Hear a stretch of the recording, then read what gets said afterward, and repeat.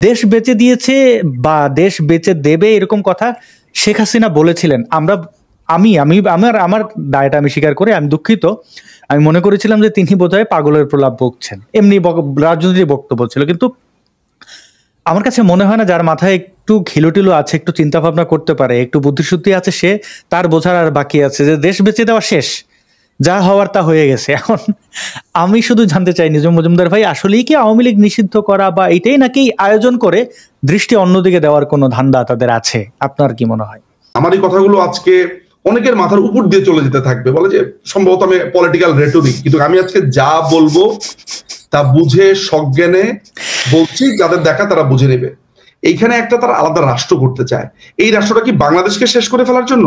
No, এই রাষ্ট্রটা হচ্ছে মার্কিন সাম্রাজ্যের সেকেন্ড লাস্ট পেরেক, মানে পেরেক বলতে সেকেন্ড লাস্ট সাম্রাজ্য। এর পরের জায়গাটা হচ্ছে আপনার রাশিয়ান পেনিনসুলা, বাট আলটিমেটলি ওরা চায়না এন্ড ইন্ডিয়াকে কভার করতে চায়। আপনি বলতে মানে আমরা যদি সহজভাবে বুঝি, একদম একটা রাষ্ট্র, এই রাষ্ট্রটাকে তারা ইসরায়েলের মতো শক্তিশালী করবে, এক ইসরায়েল পুরো মিডল ইস্ট কভার করবে, চায়নার হাত থেকে পুরো মায়ানমারকে নিবে। এই প্রস্তাবটা তারা প্রধানমন্ত্রীকে দিয়েছিল, শেখ হাসিনাকে। তারা বলেছে যে আপনি, তারা একটা টাইম লিমিট দিয়েছিল যে আপনি মানে আপনি এই পর্যন্ত তো রাষ্ট্রকে আপনি বানাতে চাচ্ছেন, এটা করতে চাচ্ছেন, ডেল্টা প্ল্যান ইজ ফাইন। আমি আপনাকে বলি, আমি ব্যক্তিগতভাবে জানি, আমি আজকে বলতে কোনো আমার দ্বিধা নাই,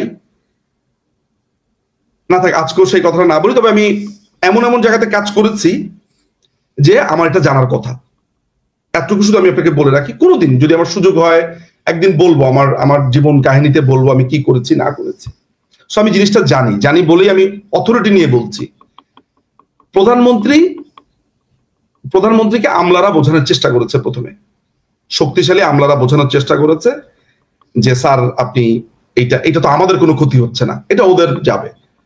নেত্রীর কথাটা ছিল পরিষ্কার যে আমার মাটি ব্যবহার করে, হ্যাঁ ঠিক আছে, ওদের কারণে আমাদের 11,000 রোহিঙ্গা, এখানে 11 লক্ষ রোহিঙ্গা এসেছে, এটা আমি তো ওদেরকে মেরে ফেলতে পারি না পানির মধ্যে, কিন্তু আমি আমার মাটি ব্যবহার করে আমি তো চায়নাকে, আমি তো মায়ানমারকে দখল করব না। ইন্ডিয়ার ওইখানে আমি তো আলাদা একটা রাষ্ট্র করতে দিব না মিজোরামে। কুকিচিন ওখানে রাষ্ট্র করবে, ওই নাথান বমরা ওইখানে, এটা তো আমি ক্ষতি দেব না। আমার রাষ্ট্র ব্যবহার করে পাকিস্তানের ক্ষতি হতে দেব না। মানে উনি নৈতিকভাবে এমন একটা মানুষ, মানে উনি কিন্তু এসব ব্যাপারে উনি খুবই স্ট্রিক্ট, যে মানে বাংলার মাটি ব্যবহার করে উনি বেঁচে থাকা অবস্থাতে কেউ কিছু করতে পারবে না, বুঝতে পারছেন? তারা তাকে বুঝিয়েছে, ডোনাল্ডু অনেকবার এসছে বুঝিয়েছে। তারা ডিপসিটা একটা দীর্ঘ সময় ধরে, বিপু ভাই আমাদের যে তেল গ্যাস খনিজ মন্ত্রী ছিলেন, তিনি তো এসব প্রেশার তো তার উপর দিয়েও যাচ্ছিল প্রবল ভাবে, এগুলো নানান ভাবে ঠেকিয়ে রেখেছে। চিঠির উত্তর থেকে শুরু করে নানান ভাবে বাংলাদেশের ওই যে আমলাতান্ত্রিক ব্যাপারগুলো ওদের উপরে পরিপূর্ণভাবে প্রয়োগ করেছে। হেই দিচ্ছি, ঠিক আছে, কোনোভাবে তাদেরকে এড়াচ্ছিল। এখানে রিপাবলিকান ডেমোক্রেটিক দুইটা পার্টিরই বিজনেস প্রতিষ্ঠানই ওই ডিপসিতে যেতে চেয়েছিল। একটা সময় আপনার ইসের যে মানে ট্রাম্পের যারা এক্সন লিমিটেড যেটা ছিল, ওদেরকে আর দেয়নি, দিয়েছে বাইডেন কেন্দ্রিক যে প্রতিষ্ঠানটা আছে, এটার নাম হচ্ছে আপনার এক্সিলারেট। এদেরকে আপনার শেষ পর্যন্ত তারা দিয়েছে। খেয়াল করে দেখবেন, একটা মজার ব্যাপার খেয়াল করবেন, সামটাইম ইন অক্টোবর হঠাৎ করে পিটার হাস একটা 25 বছর মেয়াদী একটা চুক্তি হয় এদের সাথে, এক্সিলারেট এনার্জি। তখন পিটার হাস সেখানে এসে উপস্থিত। আচ্ছা, কোন একটা অ্যাম্বাসেডর কোন একটা কমার্শিয়াল কন্ট্রাক্টে কেন থাকবে? এর পরবর্তীকালে আমরা কি দেখলাম, ওইটার সিইও হয়েছে। অর্থাৎ ওদের অনেকগুলো চাওয়া ছিল। ওরা চেয়েছিল ডিপসিটা, চেয়েছিল মাতার বাড়ি, চেয়েছিল চিরংটা, চেয়েছিল সেন্ট মার্টিন ছিল একটা কাভার। সেন্ট মার্টিনের যে আয়তন, ওই আয়তনে আমেরিকান বেস হবে না, কিন্তু ওইটাকে নিয়ন্ত্রণ করা লাগবে তাদের। মাথা রাখবেন, বেসটা বেসিক্যালি লালমনিরহাটে, যেটা আরেকটা জিনিস বলে রাখি, লালমনিরহাটে তারা একটা ওইখানে চেয়েছিল তারা একটা ড্রোন হাব করার জন্য। ইন্ডিয়া সেখানে প্রবলভাবে তাদের আপত্তি ছিল, স্ট্র্যাটেজিক্যাল নানান কারণে, ঠিক আছে?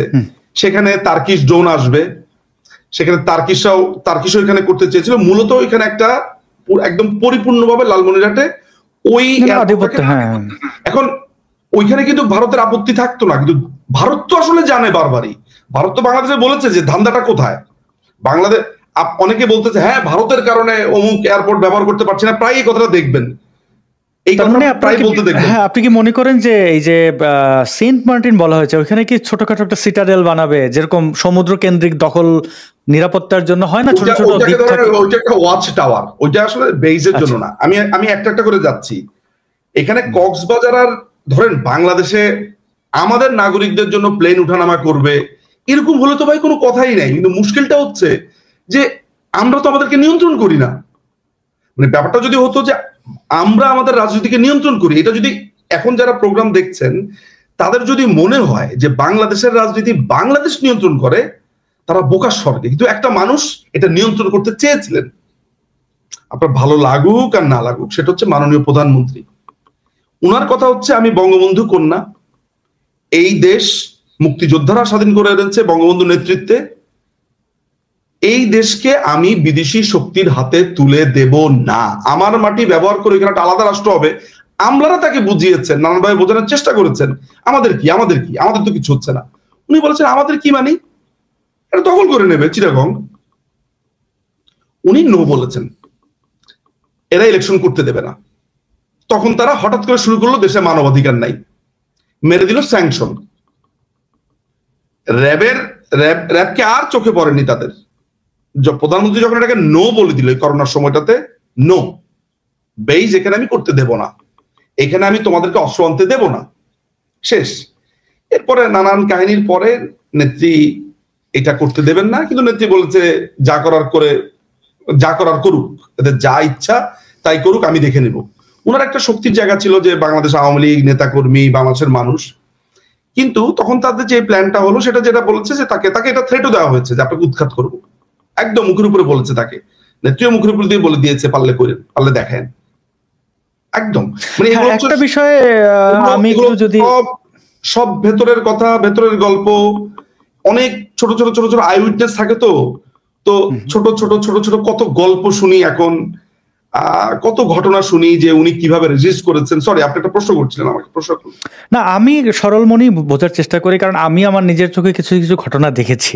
মানে আপনারা আবার অনেকে তো এটা নিয়ে ট্রল করেন কি এখন মোহ ভাঙছে, আমি আমার অবস্থানটা পরিষ্কার করি। প্রথমত যে লালবদর হিসেবে আমরা যাদেরকে চিনি, তারা যেভাবে জুলাইয়ের আন্দোলন শুরু এবং তাদেরকে ভাতের হোটেলে নিয়ে যাওয়ার আমি বিরোধিতা করেছি, তাদের উপরে একটা যদি কারোর পিঠেও বাড়ি পড়ে আমি সেটার প্রতিবাদ করেছি, কিন্তু না আমি এক দফা চেয়েছি, না আমি স্বাধীনতা উদযাপন করেছি তাদের ভাষায়। কেন করিনি? কারণ এই আন্দোলনটা তো আমার আন্দোলন না। আমি কিছু কিছু জায়গায় সমালোচনা করেছি, যেমন এই আবু সাইদ যে আসলে একজন জঙ্গি সন্ত্রাসী বা ওই চিন্তার মানুষ, সেটা আমি প্রথম 16-17 তারিখে আমি এটা লাইভ করে মানুষকে দেখিয়েছিলাম। তো সব পক্ষ আমার, মানে আমি সব জিনিসগুলো আমি একজন অ্যাক্টিভিস্ট হিসেবে আমি আমার মতো অত সিরিয়াসলি নিইনি, কিন্তু আমি পরবর্তীতে দেখলাম আয়না ঘরবাজ যারা, আমি নাম নিচ্ছি না সঙ্গত কারণে, পরে নাম নেব, তাদের খুব গুরুত্বপূর্ণ ডকুমেন্ট আমার কাছে আসলো। আমি দেখলাম যে এটা আসলে আয়না ঘর দেখানোর মাধ্যমে কি হইতেছে। তাদেরকে ইনবক্সে, আপনি জানেন তাদের অনেকের সাথে আমার খুবই সুসম্পর্ক ছিল, সরাসরি মেসেজ করে আমি কিছু কথা বলেছি। তার মধ্যে কথা কোট আন কোট এরকমই ছিল, আপনার দালাল, মানে আপনার যে চেহারা দেখতে পাই আমি এটা ভাবি নাই, দূরে থাকেন। আমি তাদের কাছে সম্পর্ক চিহ্ন করেছি। এর কারণটা কি? কারণটা হচ্ছে আমি যা দেখেছি তা তো ঘটেনি। এরপর বর্তমানে যা আমরা দেখি, ইউনূস সরকারের ক্ষমতা দখল করা এবং ক্ষমতা দখল পরবর্তী তাদের যে মনোযোগ যেদিকে, তাতে তো একদমই স্পষ্ট যে তিনি আমেরিকার পাপেট হয়ে বাংলাদেশে এসেছেন। এখন আপনি বলবেন আমি এটা, আমার কাছে কোনো তো ডেটা নাই, আমি যে তাদের ইঙ্গিতগুলো থেকে বুঝলাম। আমারও ধারণা ছিল শেখ হাসিনা প্রচুর টাকা বাংলাদেশ থেকে চুরি করে নিয়ে গেছেন এবং শেখ পরিবার অনেক টাকা নিয়ে গেছেন। আমরা দীপেন ভট্টাচার্যের ভাই, ওনার নামটাও ভুলে গেছি, অর্থনীতিবিদ, আরো অনেকেই অনেকটা সংখ্যা দিলেন, বিশ্বাসও করেছিলাম প্রথমে। এই পর্যন্ত ইউনূস সরকার একটা ডেটা আমাদের, একটা প্রমাণ দেন নাই। এটা আমার খারাপ লেগেছে, আমি আশা করেছিলাম তারা দেবেন। আমি শুনেছি, কারণ দেখেন ঘর পোড়া গরু সিঁদুরে মেঘ দেখলে ভয় পায়। এই যে ছেলেপেলেগুলোকে ভাতের হোটেলে নেওয়া হয়েছে, আমি তো ডিজিএফ এর দ্বারা গুম হয়েছে, পাসপোর্ট হারিয়েছে, আমি তো অন্য কারো কথা শুনলেই বিশ্বাস করব, কারণ আমার কাছে সাথে এটা ঘটেছে। পরে এখন পর্যন্ত তো সরকারের পক্ষ থেকে কোনো তাদের যে অভিযোগগুলা, আমি যাব না, ডক্টর আসিফ নজরুল বলেছেন কত 22 লাখ না 40 লাখ বলেছিল বাংলাদেশে অবৈধ ভারতীয়রা কাজ করে, 26 লাখ না দেখি কি এইরকম বহু কথা বলেছেন। তারা টাকা পাচার করে, একটা প্রমাণ আমরা পাই না, কোনো কিছুর কোনো প্রমাণ নাই। এইবার হচ্ছে যে শেখ হাসিনা স্বৈরাচার ছিলেন, এটা আমি একটা সময় মনে করতাম। এখন যাদের আমি দেখতে পাচ্ছি, আমি তো এত ছোট না, মানে বিএনপির আমার রিজিম মনে পড়ে যাচ্ছে যতদিন যাচ্ছে মনে পড়ে যাচ্ছে। এবং ইউনূসের আমি তো দেখি প্রত্যেকদিন তারা যে পরিমাণ স্বৈরাচার, মানে আওয়ামী লীগকে নিষিদ্ধ করে ফেলেছে, এর চেয়ে স্বৈরাচারের কি হতে পারে? যে দলটা বাংলাদেশে জন্ম দিছে, আমি বাংলাদেশের সময় গতকালকে আমি লিখেছিলাম যে আজকে থেকে আমি আওয়ামী লীগের সাথে আছি, তাই আমি কি আওয়ামী লীগে যোগ দিচ্ছি? না, আওয়ামী লীগ এখন মজলুম, আওয়ামী লীগের বিপদে আপদে আছে। আওয়ামী লীগ যদি কখনো ক্ষমতাশীল হয় তাহলে, না হলে আওয়ামী লীগের সমালোচনা করবো। কারণ একটা দলকে আওয়ামী লীগ সমর্থন করে বাংলাদেশে 5-6 কোটি কম করে হলেও, এতগুলো মানুষের মধ্যে সবাই কি খারাপ? তাহলে তো বাংলাদেশে মানুষই থাকে না ভালো, মানে এতগুলো মানুষে তারা বলতেছে জেলে ভরবে। নিজম মজুমদার, আমার অবস্থান আমি পরিষ্কার করলাম যে আমি আমার বোঝার শেষ যে ধান্দা কোথায়। আমি তো রাষ্ট্রের কেউ না, সরকারেও ছিলাম না, বিরোধী দলে ছিলাম না, রাজনীতিও জীবনে করি নাই, কোনো গন্ধ টন্ধও পাইনি, টাকার ভাগ ওই যে কি ডলার দিয়ে ট্রেনিং এর প্রস্তাবও আমি পাই নাই, আমি বোধহয় ওইটারও যোগ্য না।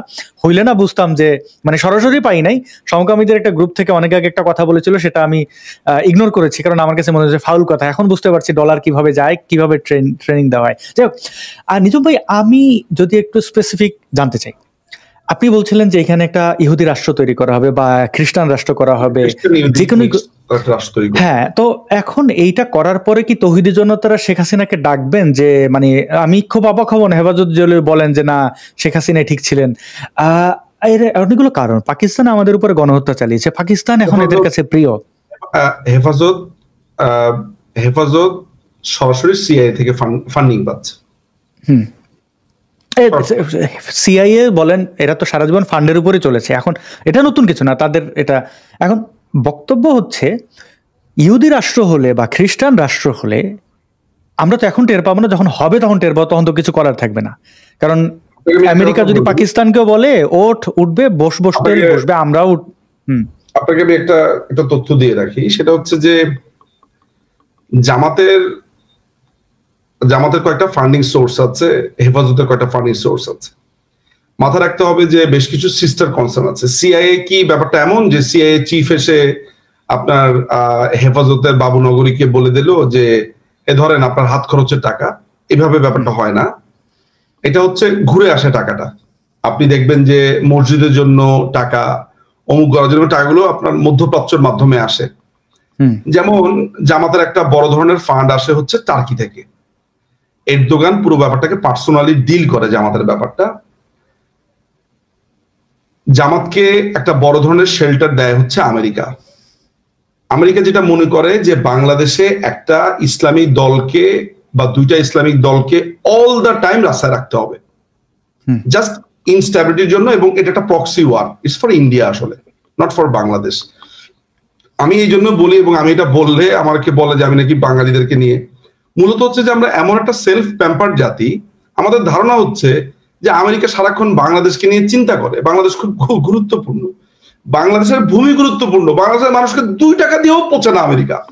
That's very true. এই পুরো ওয়ারটা হচ্ছে একটা ভারতের জন্য proxy war, target is India. আমি আপনাকে পরিষ্কার করে বলে দিচ্ছি, ওরা তো মনে করে, শোনেন, ওরা বাংলাদেশ যদি সুপার পাওয়ার হতো, নিউ কান্ট্রি হতো, তাহলে আমরা হচ্ছি একটা ম্যাটার। এখানে আমাদের জেট প্লেনই আছে মনে হয় 10টা মনে হয়। হ্যাঁ, মানে আপনি আমাদের সমরাষ্ট্র সারা বাংলাদেশে 2 লক্ষ আপনার সৈন্য নেই, কোন রিজার্ভ ফোর্স আছে বাংলাদেশে? এগুলো কিচ্ছু নেই, কারণ এগুলো করতে তো বাজেট লাগে, আমাদের টাকা পয়সাও নেই। এগুলো ধরেন বাজে অবস্থা, বাংলাদেশ আর্মি অ্যামুনিশন। তাহলে আমরা কি কপাল পোড়া জাতি, আমরা বলি 7 সিস্টার্স খেয়ে ফেলবো, অন্যদিকে আমাদের পার্বত্য চট্টগ্রাম অলরেডি চলে গেছে। শোনেন, আমি আপনাকে বলি, এই কলকাতাতে যে ইস্টার্ন কমান্ড আছে, ইস্টার্ন কমান্ড লাগবে না। মানে ট্রুথ হচ্ছে যে এইটা আসলে এই আলোচনাগুলো আপনি করতে দেখেন হচ্ছে যে এই যে যারা তর্কাতর্কি ফেসবুকে করে তাদেরকে।